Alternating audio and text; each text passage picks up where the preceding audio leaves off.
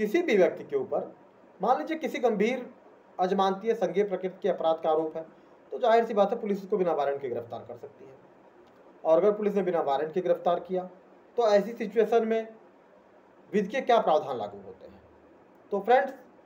जब कोई व्यक्ति जिसके ऊपर मान लीजिए किसी गंभीर अपराध का आरोप है, अब गंभीर अपराधों में सबसे पहला तो अपराध जघन्य अपराध माना जाता है हत्या, इसके बाद है बलात्कार, डकैती, लूट, हत्या का प्रयत्न, मादक द्रव्यों की तस्करी भी काफ़ी गंभीर अपराध माना जाता है। तो मैं सबसे पहले आपको मादक द्रव्य की तस्करी, अगर कोई मान लीजिए या मादक द्रव्य का जो कमर्शियल क्वांटिटी में कोई व्यापार करता हुआ या अवैध रूप से ले जाता हुआ कहीं पाया जाता है, तो उसके साथ क्या होता है, उसकी गिरफ्तारी कैसे की जाती है। तो फ्रेंड्स, अगर मान लीजिए किसी ऐसे व्यक्ति को गिरफ्तार किया जाता है जिसके पास से मान लीजिए narcotic drugs and psychotropic substance के एक्ट के अंतर्गत ऐसी कोई चीज़ बरामद होती है, रिकवर होती है, जो कहीं ना कहीं जिसकी क्वांटिटी कमर्शियल क्वांटिटी है और जो अपराध के अंतर्गत आती है, तो जब ऐसे व्यक्ति को पुलिस गिरफ्तार करेगी तो वहां पर इंडिपेंडेंट विटनेस की जरूरत होती है, स्वतंत्र गवाहों की जरूरत होती है। पुलिस को ऐसे 2 स्वतंत्र गवाहों की मौजूदगी में ही ऐसे व्यक्ति की तलाशी लेने का और जो भी कुछ रिकवर हुआ है उस रिकवर मटेरियल को या जो भी माल है उसको ऐसे स्वतंत्र गवाहों की मौजूदगी में ही मेमो जब बनाया जाएगा अरेस्ट का, तो उसमें दिखाना पड़ेगा। और जो भी क्वांटिटी रिकवर हुई है उसकी का वेट किया जाएगा और वेट करने के बाद ऐसे गवाहों से हस्ताक्षर कराया जाएगा, उनका नाम पता नोट किया जाएगा कि इनकी उपस्थिति में ही इस अभियुक्त की गिरफ्तारी की गई है और ये चीज़ें रिकवर हुई हैं। इसके अतिरिक्त मान लीजिए कोई ऐसा व्यक्ति जिसके ऊपर बलात्कार का आरोप हो, तो ऐसे व्यक्ति की या बलात्कार के प्रयत्न का आरोप है, तो ऐसे व्यक्ति की गिरफ्तारी के बाद क्या प्रावधान है। तो फ्रेंड्स, ऐसे व्यक्ति की अगर गिरफ्तारी की जाती है तो ऐसे व्यक्ति को गिरफ्तार करने के बाद उससे पूछताछ की जाएगी और अतिशीघ्रतम ऐसे व्यक्ति को धारा 53A 53A दंड प्रक्रिया संहिता 1973 के अनुसार किसी पंजीकृत रजिस्टर्ड चिकित्सक के समक्ष प्रस्तुत करना होगा एवं उसकी मेडिकल जांच करवाई जाएगी और ऐसा चिकित्सक उसका नाम पता नोट करेगा, उसके शरीर पर अगर कोई चोटें हैं तो उनको ऑब्जर्वेशन करेगा, साथ साथ डीएनए परीक्षण के लिए आवश्यक जो भी सैंपल्स लेने होंगे उन सैंपल्स को कलेक्ट करेगा। इसके अलावा अगर कोई गंभीर चोट या किसी अन्य तरह की चोट है तो उनको भी नोटिस करेगा और उन पर एक विस्तृत रिपोर्ट तैयार करेगा। बलात्कार के मामलों में या बलात्कार के प्रयत्न के मामलों में मेडिकल जांच अभियुक्त की अनिवार्य है, धारा 53 की उपधारा 1 के अनुसार 53A के अनुसार। तो अगर ये ध्यान रखिए कि अगर कोई बलात्कार का ऐसा आरोपी है कि जिसके ऊपर बलात्कार के प्रयत्न का या बलात्कार का आरोप है, तो ऐसे व्यक्ति की भी मेडिकल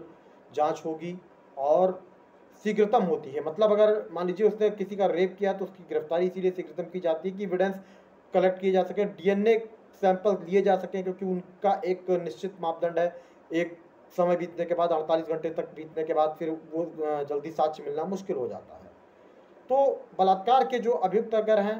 तो उनके विषय में ये प्रावधान लागू होंगे। इसके बाद फिर वही आगे 57 सीआरपीसी के अंतर्गत अगर इन्वेस्टिगेशन 24 घंटे के अंदर नहीं किया जा सकता है तो ऐसे व्यक्ति को मजिस्ट्रेट के समक्ष प्रस्तुत किया जाएगा और 167 सीआरपीसी के अंतर्गत ऐसे व्यक्ति को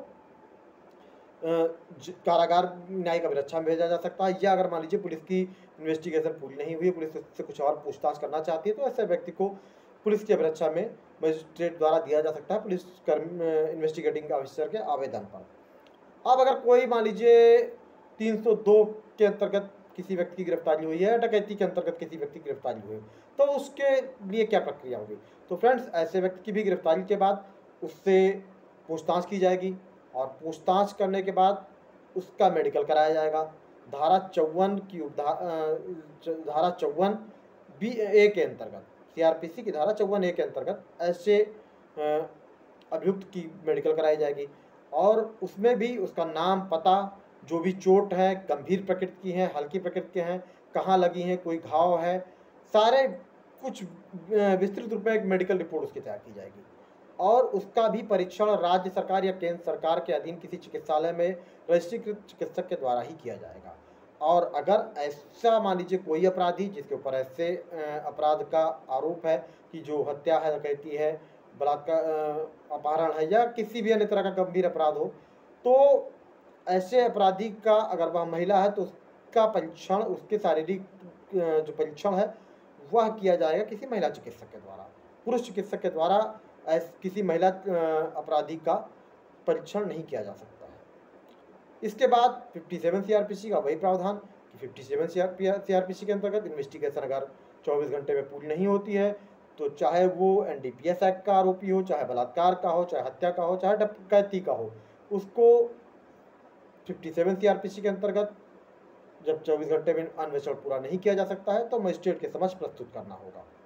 और मजिस्ट्रेट चाहे तो फिर उसे न्यायिक अभिरक्षा में दंड प्रक्रिया संहिता 1973 की धारा 167(2) के अधीन न्यायिक अभिरक्षा में जेल भेज दे सकता है। और एक बार में यह अवधि 14 दिन की होगी, मतलब 15 दिन से कम की अवधि का प्रावधान है कि 15 दिन से अधिक की अवधि के लिए निरुद्ध नहीं किया जा सकता है।